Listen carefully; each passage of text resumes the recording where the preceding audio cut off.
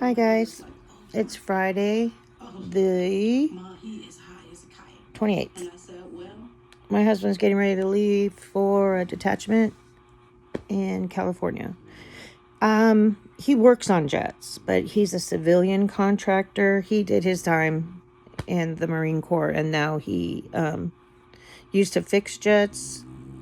Now he is the boss for one of the civilian contractors, and he makes other people fix jets, but they've had a lot of problems, so he's been working nonstop this week to get ready for the fly out, and he's stressing big time, which makes it very difficult for me to get, any type of break, because in his head, when he's stressing, he just wants to be left alone.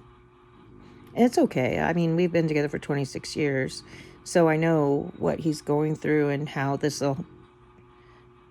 week of getting ready to fly out and stuff is for him. And it's difficult because I don't know why, but I guess it's like that anywhere. When you're a supervisor, it's like you're getting paid to babysit adults. And some of these guys are the younger generation that are just now getting out of their 5-year contracts or whatever.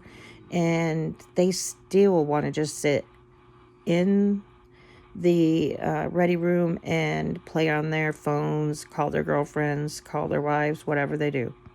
And they don't want to work. And so, it's very bad. It's bad. The lady that does my hair in town, and then it looks like shit. I know I need to get it done again, but I'm trying to let my grays grow out, just FYI. She's been here her whole life, and so she knows a lot of the higher ranking guys at the base that get their hair done by her. And he said it is so awful that he has people that don't know how to use a coffee maker, don't know how to sweep, don't know how to do basic everyday chores because their parents did it all for them, and then they went into the military. And I can't believe that the military wouldn't be getting down on them, because when my husband went through boot camp, he lost like freaking 60 pounds, but like gained 20 pounds in muscle. And so, and it was hardcore back then. That's when he said they called you every name in the book and then made up names that he still uses, like shit stains and stuff like that, weird stuff he says. But now he says it, he still says it. So he always is trying to I try to get him to stop cussing like that, because HR is going to start getting a whole bunch of shit about him using this and making it a hostile working environment. So now when he does interviews and stuff, he actually lets stuff fly to see how they react, because if they react, then they're not for him and not what he wants to do. But he's also, which is really cool, started getting calls from other contractors that are asking him if he'd like to come work for them, because he took a civilian contract here at the base that was doing very poorly. The gentleman that he took over for was pretty much, he wasn't fired. He was moved for sexual harassment. And the only reason why he didn't get fired is because his buddy owns part of this new contract. And apparently this guy still thinks that he's in the military in the 1940s or the 1950s, and he can still say horrendous things. In his defense, this is a woman, the only woman in the company here, and they all went to a strip joint, and she joined them. Why? I don't know. But then, I shouldn't finish this sentence, because I'm going to have a whole bunch of women coming at me like, you should be able to go to a strip joint and enjoy it and not have some guy grab your ass. I agree with you. I agree 100%. But as a woman coming from the shit that happened to me in the 60s and 70s, and growing up and being in the workforce in the 80s in California, those guys were hardcore dickheads. Hardcore dickheads. I quit a job and I was in my boss's office to sign my, out papers. They want you to take a survey of why you quit and you're going to another finance company, yada, yada, yada. And this guy tried to rape me on his desk. And I'm not talking like half-ass rape. I'm talking like he had my arms pinned down. I had to knee him in the dick to get the fucker off of me. And then I just looked at him like he'd lost his goddamn mind.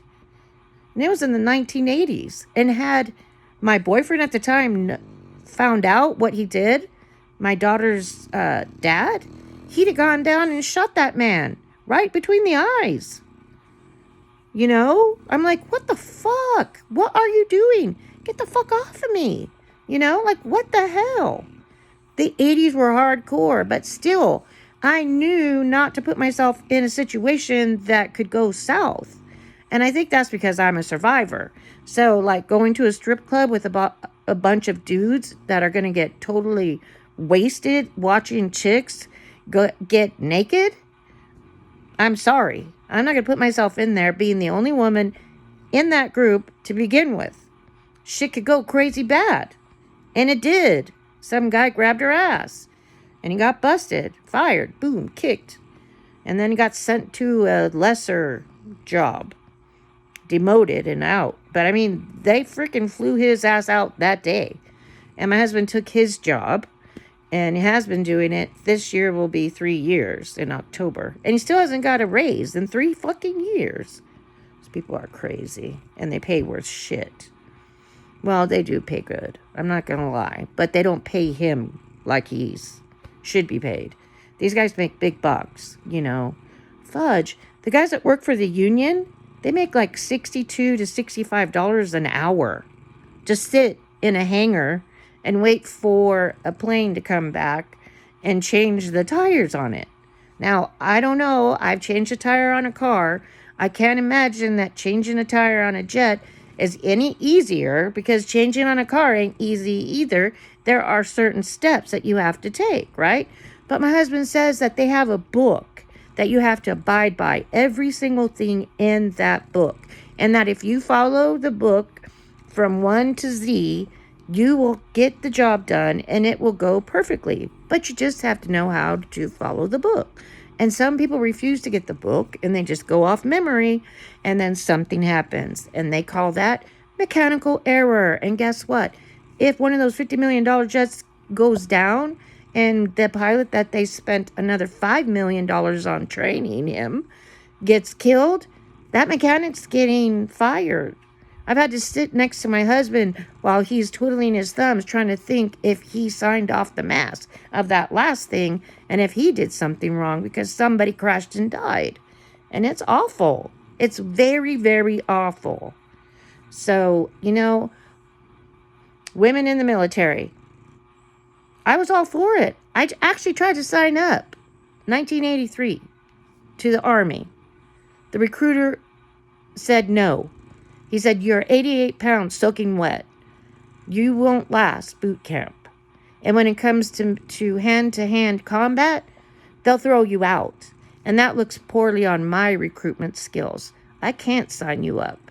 I won't get the money or the bonus if you make it out of boot camp, because you won't. So no, not signing you up. I doubt the Navy would. And I know for a fact the Marine Corps won't either. But I knew I couldn't go to college because I had no money. I got into some colleges, and my mom's like, congratulations, but I can't pay. Thanks, Mom. But she paid for her college while we were going through high school. We've talked about this before, though. My mom is very selfish.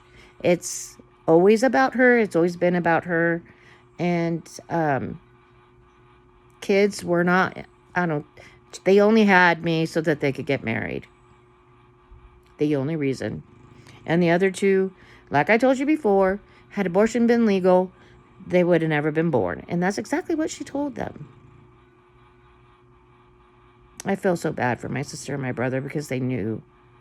I knew too, but I think I looked at my life like I had to be there. I mean, I wanted to off and out so many times or just run away and never come back home. But then I worried about my little sister and my little brother. What would happen to them?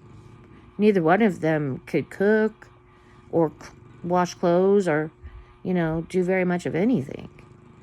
They always counted on me. And then I worried about my mom. How would my mom get through anything? I've had some places that I really wanted to move to. We have friends in Hawaii. In the 1980s, I went, and one of them could get me a job at UPS, and I could stay with their family until I got my own place. And my mother said no. And I was of age, over 18. I think I was maybe, 20 at the time. Maybe, no, I was hanging out with Terry, so I was 21. Because we were going to the nightclubs, you had to be 21 to drink. So I could have. But my mother said, no, you have to come home. You have to help me pay for my mortgage, remember? Because before going to Hawaii, I had my own place. And then she asked me to move out of my apartment and come back home and share the mortgage with her on her condo. But when she sold it, I didn't get anything for my money. I mentioned that once recently. It didn't go over well. But anyways, yeah, so she's coming to visit. And you guys are like, oh my God, what's going to happen? Nothing's going to happen. She's coming because I'm getting rid of a lot of shit in my closet, which if you guys go back and see all the stuff, I have 3 closets full of crap, floors full of crap, hangers downstairs, a rod downstairs because I had an eBay company full of clothes, the shower in the extra room, I just hang clothes on that shower rod. There's clothes and shoes everywhere. I'll let y'all know when I start posting it, because maybe somebody out there wants, my sizes range from 8 to 14, and the shoes are 7 to 7.5 to 8, 8.5. So if you're that size, keep checking back, because I'm sure I'll let y'all know when I start doing that. So today I have to go out of town and pick up my husband at the rental place because he has to rent a car. So I have to take the 2 bitches, Sleepy Bitch 1, Sleepy Bitch 2.